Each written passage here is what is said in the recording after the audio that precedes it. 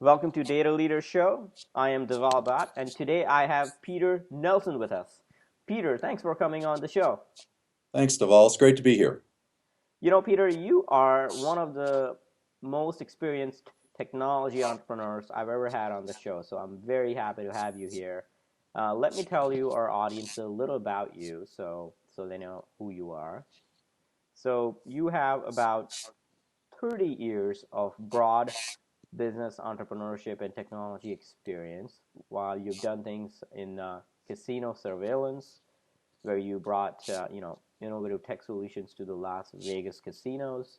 You have done satellite communications, multi-beam satellite communications for eliminating the need of antenna farms. You have worked on internet security, PKI encryption, and right now you're working on helping digital marketers around the world solve the conversion problem. So my first question for you, Peter, is you have done a lot of ventures, and I'm interested in hearing about your entrepreneurial philosophy in these ventures and how it plays out when you start a venture or when you're managing one. Sure. Okay, so, well, regarding my background, yes, I've started a lot of tech companies in my career, and of course, I've had both winners and losers. I guess that the winners, they've had a common theme, and that is that I've taken advantage of new advancements in technology to gain a competitive advantage and solve important business problems. And I think that that's a common strategy these days. I mean, with technology advancing so fast, I mean, there's just such a huge opportunity to use new tech to displace traditional processes. I mean, just take a look around you, everything's changed. The way we shop, the way we use money, how we listen to music, how we find a cab. I mean, the list goes on and on. So regarding startups, well, I think it's an important sanity check to make sure that your solution addresses, a significant problem that people experience. All too often, I found that I've looked at startups and they've developed solutions that are still looking for a problem to solve.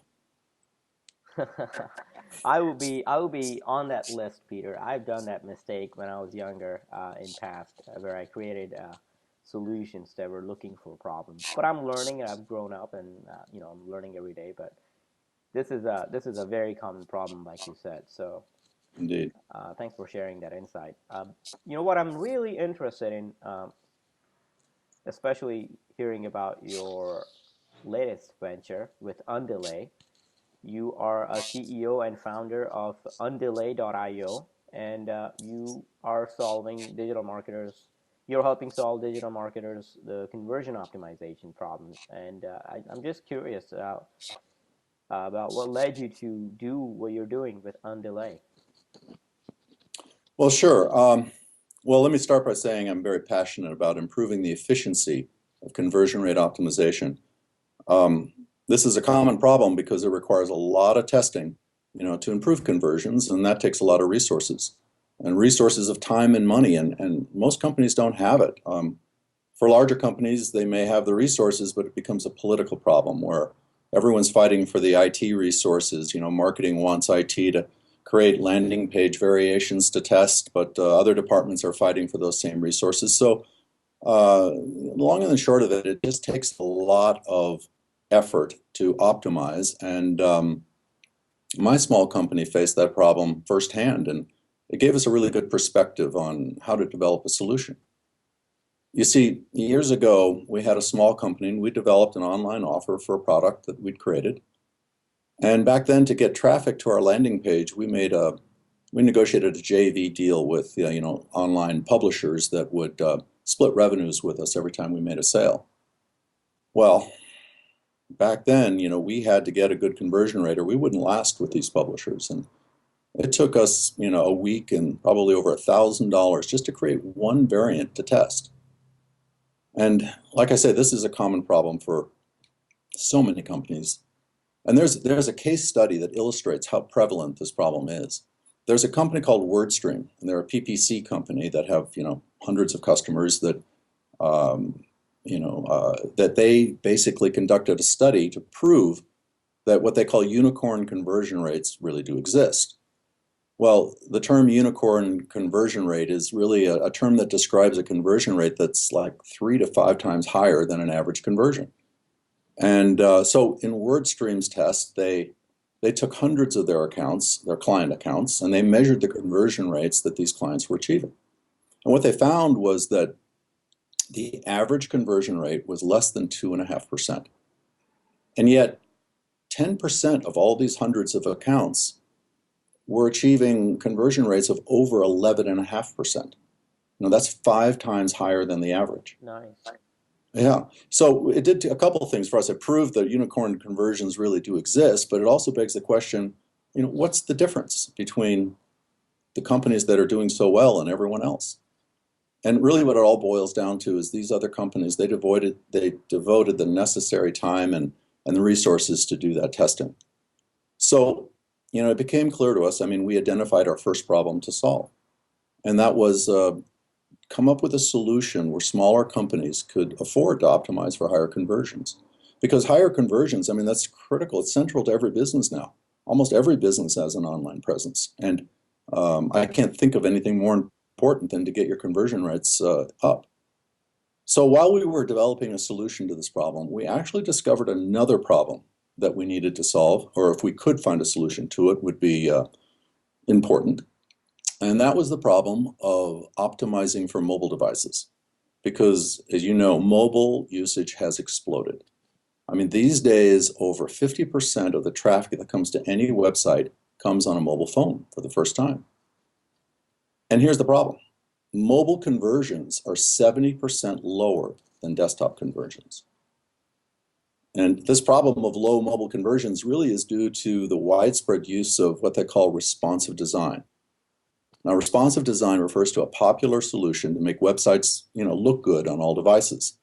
What it is really is it's a client-side architecture that simply reformats the same content that's on the desktop and reformats it down to the tablet and the mobile device. But that's why mobile conversions are so low, because you see, every visitor should not be given the same experience. You have to ask yourself, well, why is that? Well, because there's different a desktop user is comfortably seated, they have a big screen with a keyboard, they're more patient, they're more willing to research and fill out longer forms, that type of thing. Whereas on the other end of the spectrum, the mobile user is on the go. He doesn't have a keyboard, he's got a very small screen, he's usually standing or walking. He's less patient. Studies have shown this over and over again. There's no way he should be given the same content as the desktop. But responsive technology doesn't allow you to differentiate. All it does is take the same code and reformats it to the different screen size. So our solution really solves both of these problems, because what we've done is we've taken a technology called adaptive design. Now, adaptive design is it's a server-side technology that allows for each device, the desktop, the tablet, and the mobile phone, to have a unique design, unique functionality, and unique navigation. They're not reliant upon one another. And the ability to customize the layout and functionality for each device is, really important for mobile conversions. This has been proven by optimization experts, where they're now discovering that mobile-specific calls to action and navigation features are having a huge impact on user behavior. They're finding that, well, for example, there's Conversion Sciences is a CRO agency. They did a case study that revealed that they received a 45% lift in sales for one of their clients when they put the CTA, the call to action button, on a sticky footer. Now, you see, a mobile design with a sticky header or a sticky footer keeps the important call to action buttons visible at all times, even when the user is scrolling. It's always front and center. There's another example of a conversion expert, Pep Laja. He published a case study by String Automotive, and they revealed a 200% increase in phone calls when their click-to-call button was placed above the fold. Now, features like sticky headers and sticky footers and click-to-call, click-to-mail, click-to-map, click-to-scroll, They're really functions you'd normally find on a mobile app. And it's these app-like features that are having they're making a big improvement in mobile conversions. But, well, here's another example. For a mobile user on a go, if you have a click to scroll where he can be walking and just push a button that says pricing or event or more information, it's convenient, it's enjoyable, and it helps create trust in the brand. And these theories, they've been supported by these actual case studies. I mean, String Automotive actually did a study on click to scroll, and they found that their bounce rates were reduced by 37% when they offered that type of functionality. The thing is, you just can't achieve this functionality with responsive design. You certainly can't achieve it with a landing page builder that has, responsive templates. But with adaptive platform, you can. And our platform lets users create these, without any coding skills, create this type of functionality in minutes. It allows them to create mobile pages with these app-like features. It's adaptive design that lets us do it. And I could go on and on describing the functionality and the freedom that adaptive provides, but let me just sum up with this one last example. You see, adaptive technology lets us filter the traffic from a single URL into 3 groups: desktop, tablet, and mobile. And that means we can test each device type simultaneously. Well, why is that important? Well, it's important because, well, with responsive design, you can only test one change at a time, or you pollute the test results on all the other devices. And since we can filter traffic into 3 separate groups, and 3 separate audiences, we can get 3 times the actionable insights in the same period of time. That really tremendously improves the efficiency to raise conversion rates. And if you go to our website, you'll see a video case study there that demonstrates the incredible optimization efficiency of adaptive design. We made a video of a non-technical designer with no coding skills, and the goal was to make 3 significant changes to test. On the desktop, the message copy was changed, and on the tablet, the opt-in strategy was changed from a single-stepped opt-in to a 2-stepped opt-in. And on the mobile device, a sticky header was added with a click-to-scroll navigation and a click-to-call functionality. And we put a timer on this video and timed how long it took to make all these changes. And it showed that it only took 6.5 minutes to make these significant changes in content, functionality, and navigation. I mean, that's it. 6.5 minutes and no coding required. Wow. Now that type of work normally takes a day or 2.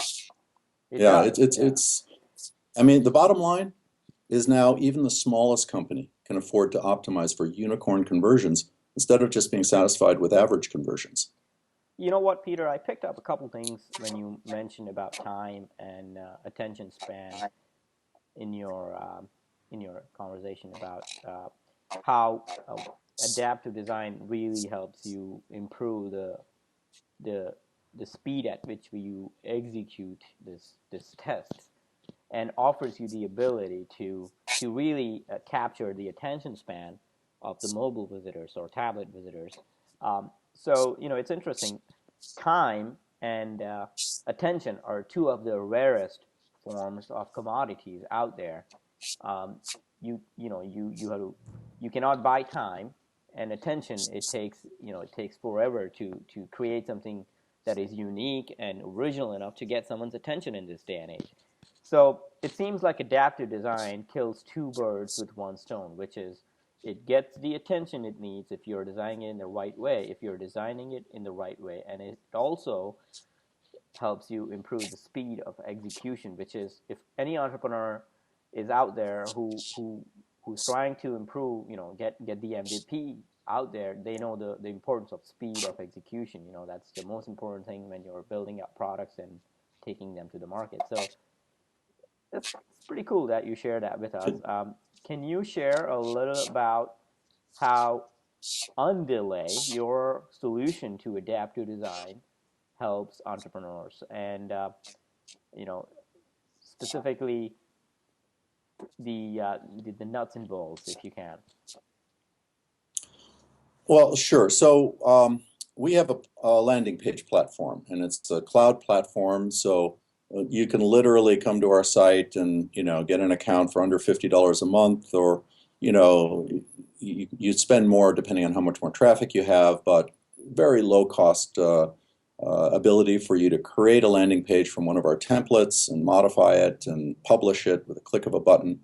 So now even a small company can have a sophisticated presence on the desktop, tablet, and mobile. And the mobile presence that they have can have the type of functionality I just described with sticky headers and footers and click to scroll that makes them look like they're a big company, you know, and that type of thing is so important to create trust in a brand. And you know, it's like having a professionally designed website. I mean, you know, conversion rate optimization experts, they say design is important only to create that type of trust, you know, where people, you know, it's like social proof in a way.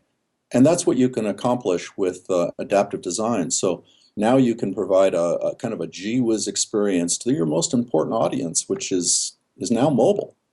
And it can be done in a fraction of the time without having to rely on technical developers to build and deploy your pages. So that's the solution that we've now just brought to the market. We're still in beta, but you know, I'm happy to be able to be on your show to talk about it. Thank you for the opportunity. And I want to encourage anybody to come to our site and look at the videos and see some of these examples for themselves. Great. Hey, thanks for coming on the show, and I really appreciate you sharing the platform and the nature of how it works. If the audience wants to sign up for the beta version or wants to get in touch with you to learn more about it, what's the best way for them to do it? Of course, come to Underlay.io. There they can get a free test account and try it out themselves and see all the videos and learn more about it. If they want to reach me, I welcome anyone to reach out directly to my email. It's pnelson@underlay.io. I'm happy to engage on Twitter or Facebook. Or on our blog, you can read articles that I've written about the unicorn conversion rates. I give more detail about the technology and comparing responsive design to adaptive design. So that's another good resource. Very cool. Thank you, Peter. So you have been in this immersion phase to get the product out for the last few months and probably a few years, but uh, very curious on what's one thing you can't wait to get to after you have launched the product in your personal or professional life. I'm sorry, could you repeat the question? Sure. I'm just curious on what you can't wait to get back to in your personal or professional, like or like a vacation or something like that that you have been putting off for a long time on hold. Once you have launched the product. Yes, well, once I launch the product, I will tell you that I have a summer home in the fjords of Norway, and I love to fish, and I'm not sure I get enough fishing time in when I'm in Norway. Right now, some of our team is working out of that office that we have there, and I don't think they're doing much fishing either. We're pretty busy right now dealing with all the people that are interested in coming on board, and you know, we are a bootstrap startup company, so that means all hands on deck, but we're loving every minute of it. I'm really not thinking about many other things right now. My blinders are on, but we're having a great time. And but to answer your question, yeah, I'd like to do a little bit more fishing. Cool, cool. Hey, thanks a lot for being on the show. I learned a ton in just a few minutes of chatting with you, and I'm looking forward to have you back with an update once you do bigger and better things with Underlay. Well, thank you. It's been my pleasure. Thank you, Peter.